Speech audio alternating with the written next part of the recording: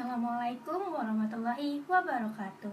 Hai teman-teman semua, kembali lagi bersama kami di YouTube channel Kelas Model Konseling.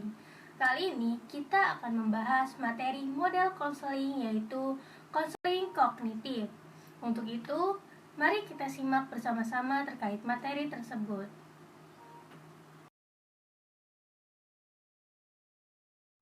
Pengertian konseling kognitif. Konseling kognitif adalah konseling yang berfokus pada wawasan dan menekankan pengakuan dan menyakitkan maladiktif. Tujuan dasar konseling kognitif adalah untuk menghilangkan bias atau dalam berpikir sebagai individu untuk berpikir untuk lebih efektif lagi. Yang keenam, menggali informasi tentang kesulitan konseling dan mendiagnosanya. Yang ketujuh, menentukan tujuan konseling. Yang kedelapan, memberikan tugas dan tugas rumah kepada konseling. Yang kesembilan, merangkum sesi konseling. Dan yang terakhir, meminta umpan balik dari konseling. Teknik-teknik konseling secara umum. Teknik-teknik yang digunakan dalam konseling kognitif baik digunakan untuk mengubah kognisi konseli yang tidak realistis menjadi lebih realistik. Beberapa teknik tersebut merupakan Seligman 2006 antara lain penjadwalan kegiatan. Teknik yang memberi kesempatan pada konseli untuk mencoba perilaku dan cara-cara berpikir baru dan mendorong mereka untuk tetap aktif meskipun merasa tidak nyaman.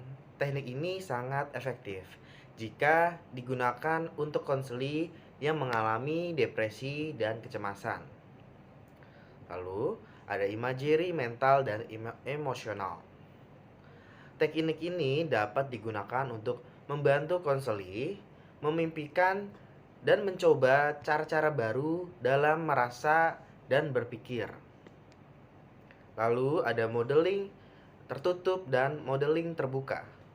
Suatu teknik yang digunakan untuk melatih konseli secara mental bentuk-bentuk perilaku baru yang lebih efektif dan menciptakan suatu model kognitif bagi dirinya sendiri untuk membentuk perilaku tersebut dengan baik.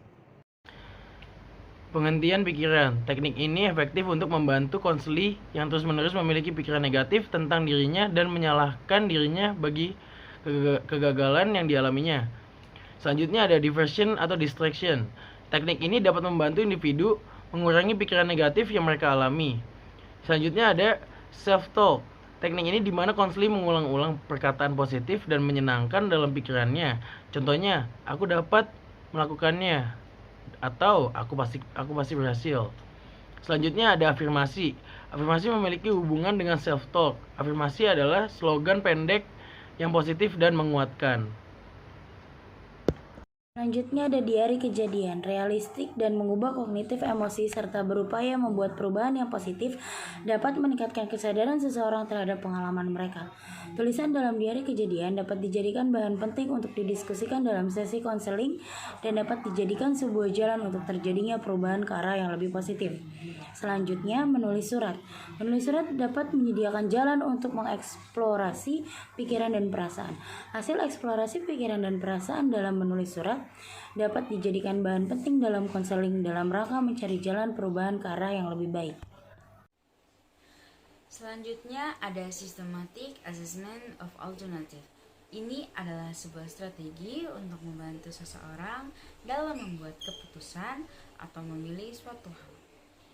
Lalu ada reforming dan relabeling. Teknik yang digunakan untuk membantu konseli membentuk atau mengembangkan pikiran lain yang berbeda tentang dirinya. Poin ke-12, bermain peran. Bermain peran dapat menyediakan seseorang untuk mengaktualisasikan beberapa pikiran baru mereka. Poin ke-13 terakhir, biblioterapi. Teknik yang efektif jika digunakan untuk membantu konseli memodifikasi pikiran mereka dengan cara memberikan bacaan yang berisikan cerita tentang orang-orang yang berhasil dalam penanganan masalah mereka.